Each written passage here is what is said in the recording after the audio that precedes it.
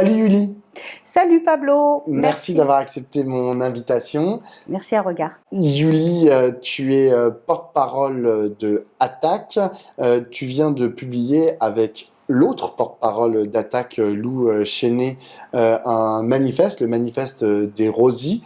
Donc, vous l'avez écrit toutes les deux, mais il y a beaucoup de contributions de diverses féministes, à la fois engagées dans le milieu politique, dans le milieu syndical et dans le milieu associatif.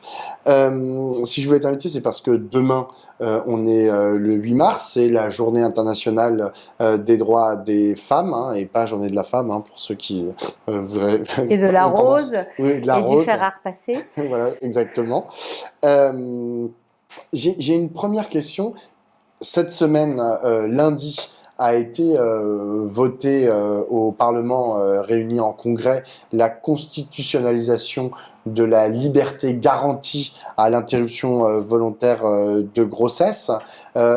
Comment résonne ce 8 mars-là, 2024, avec cette actualité législative? C'est un espoir, hein. C'est clairement un espoir, ça envoie un bon signal, c'est-à-dire que le mouvement social et féministe a raison de ses revendications, a raison de se mobiliser sur ces questions-là, mais doit aller plus loin. Parce qu'effectivement, c'est revendiqué et mis en avant comme une victoire, mais reste que c'est une liberté. C'est la liberté qui a été mise dans la Constitution, c'est-à-dire pas un droit. C'est pas la même chose.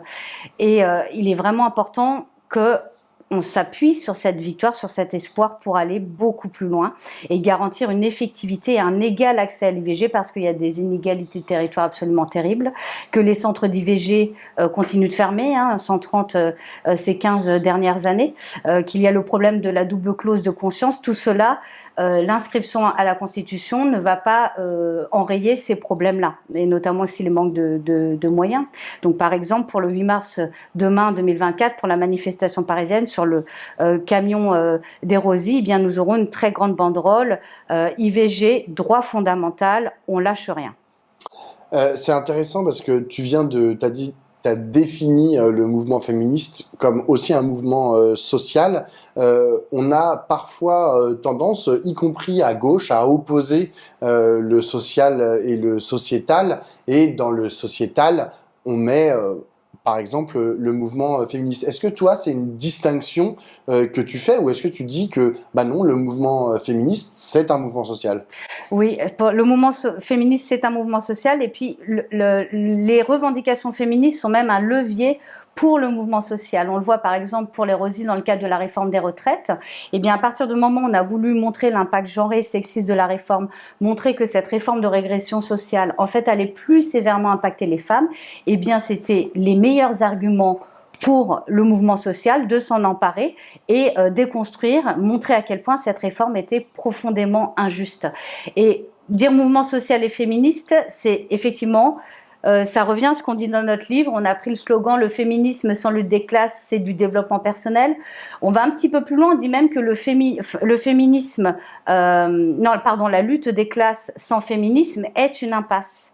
Parce que quand on voit par exemple la politique injuste néolibérale de Macron, ce sont que des réformes qui détruisent la protection sociale, qui détruisent les services publics, c'est des politiques profondément inégalitaires, et nous savons que les premières victimes des politiques sociales et qui ont de telles conséquences, c'est les femmes qui en font les frais. Et au contraire, les revendications féministes sont un levier et sont porteurs dans un mouvement social. Il ne faut pas les déconnecter, ça doit être vraiment ensemble. Et y compris historiquement, hein, vous le rappelez dans votre livre, hein, au début du siècle dernier, ce sont des grèves d'ouvrières qui ont mis en place cette journée internationale des droits des femmes. Exactement. En fait, le 8 mars, c'est né, c'est parti d'abord en 1910 avec Clara Zetkin, une socialiste allemande, avec la journée socialiste des femmes. Et puis, il s'est parti d'une grève, la grève des ouvrières de Pétrograd en 1917,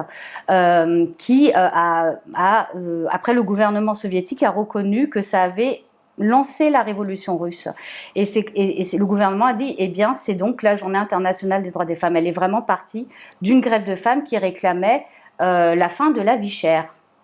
Il y a une autre actualité qui vient percoler avec cette journée du 8 mars 2024, c'est le MeToo et notamment le MeToo dans le cinéma, avec la prise de parole avec un verbe très haut et très fort de l'actrice Judy Godrèche, qui s'est attaquée au monde du cinéma en général en disant moi j'ai parlé contre Benoît Jacquot et contre Jacques Doyon, mais vous, où est-ce que vous êtes? Pourquoi vous parlez pas? Est-ce que sur la question du MeToo, qui est née pourtant il y a maintenant 5 ans, hein, même plus de 5 ans, est-ce que tu te dis il y a encore du travail à faire, il y a encore des choses à révéler, des mécanismes à casser, des systèmes à abattre, ou est-ce que tu te dis bon maintenant il va falloir passer à une autre étape? C'est ce qu'on a entendu parfois, y compris dans les milieux féministes, de dire bon il y a eu le MeToo, ces révélations, etc. Maintenant il s'agit de passer à une autre étape. Je sais pas ce que c'est l'autre étape, mais tu vois, de tourner un peu la page du MeToo et de dire on va rentrer dans une nouvelle ère du féminisme. Je ne sais pas si on doit passer à une autre étape, mais le MeToo, c'est un catalyseur, c'est un appui extraordinaire. Ça a libéré la parole des femmes et ça va beaucoup plus loin. C'est vraiment imposer la question des droits des femmes dans l'espace public, dans l'espace politique. Donc ça va très loin. Et c'est aussi un levier. Chaque scandale de violence sexiste et sexuelle, c'est l'occasion de rappeler les inégalités, de rappeler les violences de genre, etc. Donc on s'en saisit. Et ce qui est intéressant, c'est que le MeToo cinéma n'est censé concerner que le monde de la culture du cinéma. Et en fait, c'est tout le mouvement social féministe qui s'en empare, parce que à travers toutes les violences qui sont dénoncées, c'est tout un système, toute une culture du viol, toute une culture de l'instrumentalisation, de l'appropriation du corps des femmes, qui en fait se redéploie dans toutes les questions féministes. Et l'idée de passer à l'étape d'après, par exemple, à Attaque, on a fait une note justement violences sexistes et sexuelles et violences sociales. Pourquoi le 25 novembre et le 8 mars sont les deux faces d'une même médaille? C'est qu'en fait, par exemple, les inégalités sociales, eh bien, elles sont le foyer, elles sont le terreau des violences de genre, parce que à partir du moment où les femmes sont empêchées d'avoir une émancipation et une autonomie économique, eh bien, ça va favoriser les violences sexistes et sexuelles.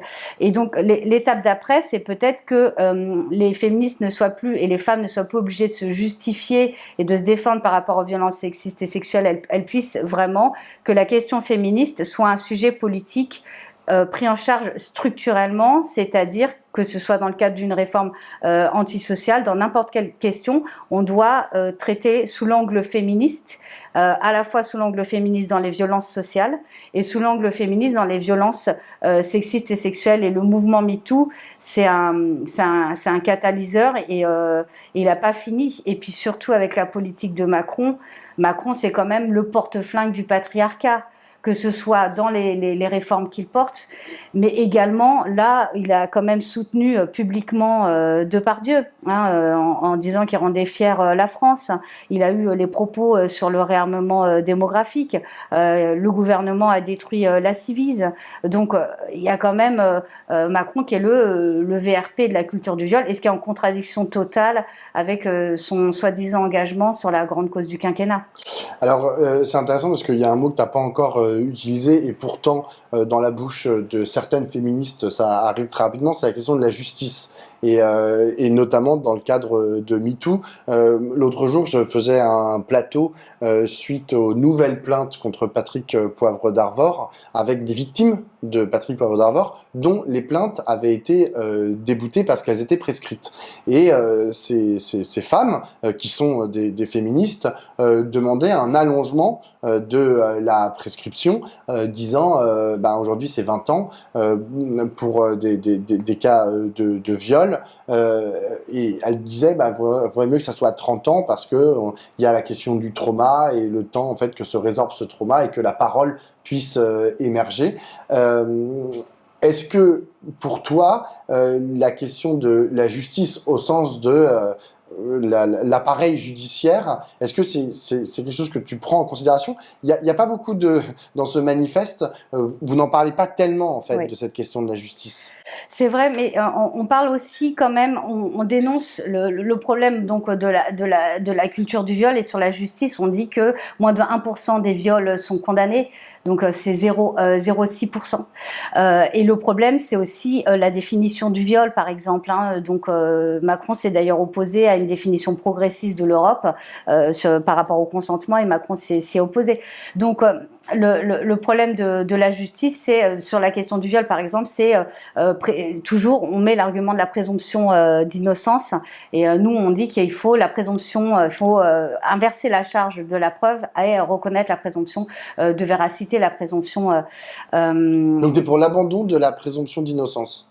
Non, non, pas Comme du concept. tout. Non, mais en fait, la présomption d'innocence, il y a des exceptions à la présomption d'innocence dans le système judiciaire, pour certains cas, et ça n'est pas le cas dans le cadre des violences sexistes et sexuelles. Le problème, c'est qu'il n'y a que 2 à 8% des accusations qui n'aboutissent pas, donc pas forcément parce que ce n'était pas une vérité, mais qui n'aboutissent pas. Mais malheureusement, dans l'imaginaire collectif, les femmes sont toujours suspectes de mentir, d'instrumentaliser une violence pour pour accuser un homme à tort, etc. Et statistiquement, c'est démontré que non, la plupart des plaintes, des accusations sont justes, mais la justice ne suit pas derrière, à la fois avec ce taux de condamnation et cette impunité judiciaire.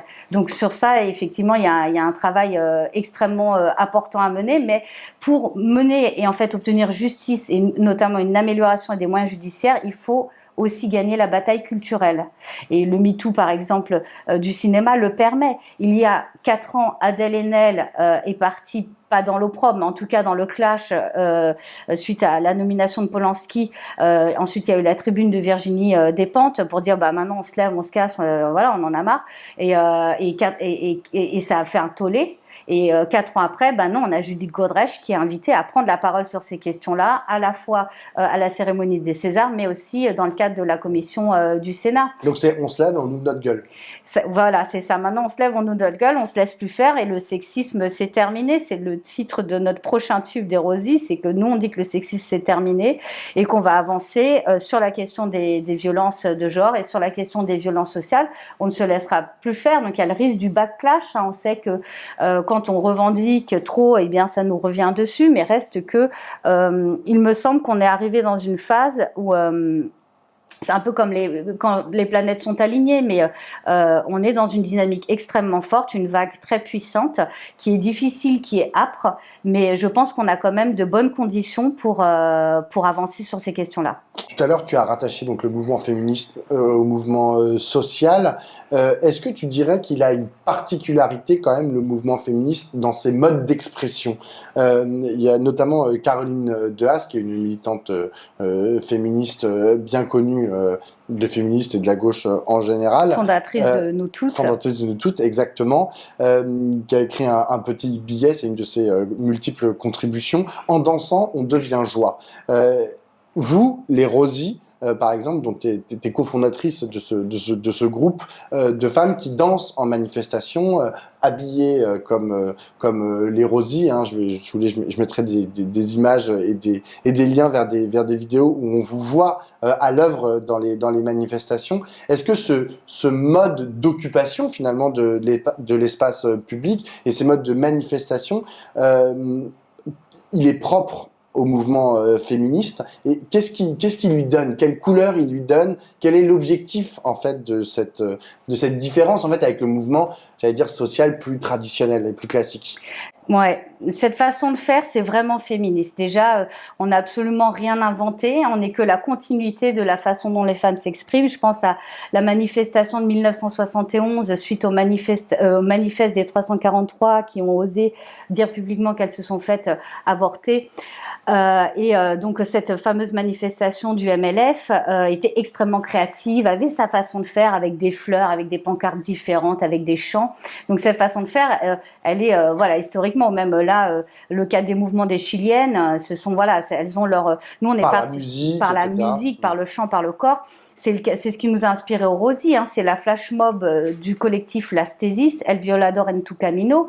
En partant de cette dynamique internationale, on s'est appuyé dessus, esprit flash mob. Mais en quoi c'est une méthode féministe? Parce qu'on est dans un monde patriarcal qui est dominé par les hommes, où la parole des femmes n'est pas entendue, où elles n'occupent pas de position, elle n'existe pas en fait. Donc quand la parole et quand la voix ne peut pas s'exprimer, c'est le corps qui prend le relais. Donc ça, c'est le choix de la danse. Mais aussi, effectivement, c'est s'imposer dans l'espace public. C'est à la vue de... Nous, on crée un espace de ralliement féministe où rien que le costume porte en lui-même une revendication féministe, puisque Rosie la rifteuse, c'est l'image c'est un féminisme combatif aujourd'hui. Puis il y a aussi le côté bleu de travail qui renvoie au social. Il y a un bandana sur la tête. Et le fichu rouge, c'est le double truc. C'est à la fois le côté girl power quand même, et le renvoyer à Rosie, mais c'est aussi exprimer les violences sexistes et sexuelles. C'est-à-dire qu'on nous reproche sans arrêt d'être des femmes, d'être trop bien habillées, pas assez bien habillées. Enfin, on a des injonctions tout le temps à la beauté, au corps, etc. Donc, c'est aussi un peu se réapproprier ça. Et en quoi c'est un outil de lutte féministe, le chant, la danse?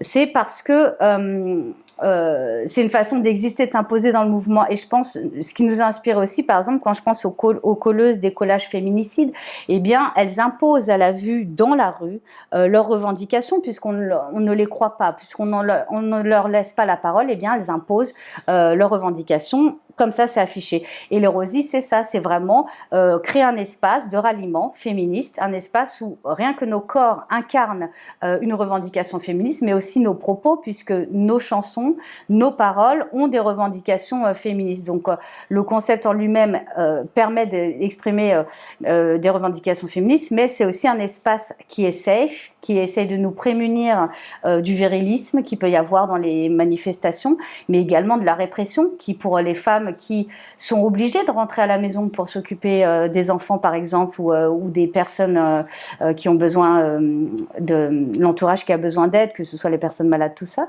mais qui sont obligées, qui peuvent pas se permettre de partir en garde à vue, quoi, parce que c'est elles qui font tourner la boutique et la baraque. Hein. Donc, la réalité, c'est que un espace Rosie, c'est un espace qui protège aussi les femmes. J'ai une dernière question, Yuli.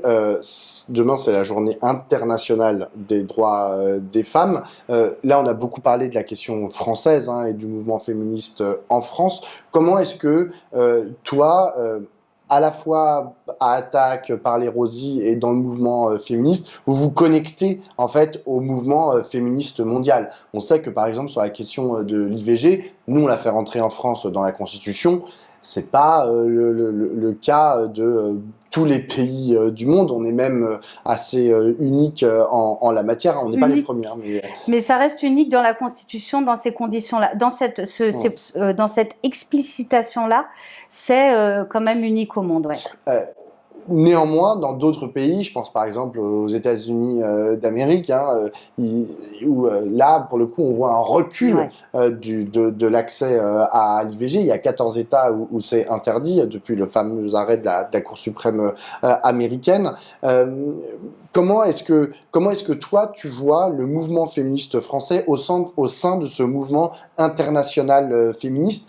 Est-ce que, pour le dire en des termes un peu triviaux, mais est-ce que tu penses que la victoire obtenue par la constitutionnalisation de l'IVG, est-ce que ça peut donner un coup de fouet, un coup de peps au mouvement féministe dans des endroits où c'est plus compliqué, je sais pas, en Hongrie, aux États-Unis ou dans plein d'autres pays du monde, au Japon, où il faut encore, j'ai appris il y a pas longtemps, il faut encore l'accord de son conjoint pour aller avorter. Oui, oui, ça c'est terrible.